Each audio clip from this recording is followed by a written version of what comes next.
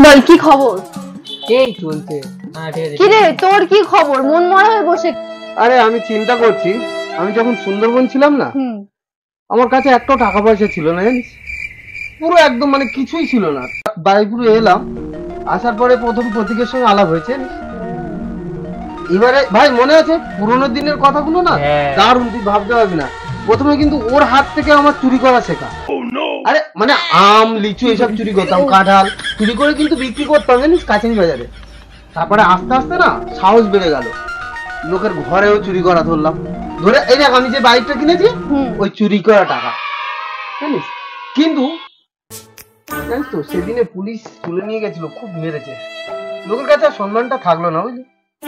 তো আমি ঠিক করেছি তোর মতন বন্ধুর থেকে শত্রু অনেক ভালো রে, কেননা তুই চুরি করা শিখেছিস আমাকে। ওই জন্য আমি চিন্তা ভাবনা করেছি আজকের থেকে আর এরকম বন্ধু আমি রাখবো না, ঠিক আছে? চুরি করা শেখাচ্ছে, চল। এই দাঁড়া দাঁড়া, আমি ভাবতাম তুই খুব ভালো ভদ্র ছেলে, ওই জন্য তোর বাড়িতে আড্ডা মারতে আসতাম। আরে আর তুই লোককে চুরি করা শেখাস? আরে শোন আমার কথাটা তোর শোন। সাথে আমি বন্ধুত্ব রাখবো না, তোর সাথে বন্ধুত্ব রেখে আমি পুলিশের হাতে মার খাবো? চোর চুরি করা শিখবো? আরে তুই যা আমার ভাই। কথাটা শোন। আরে কি রে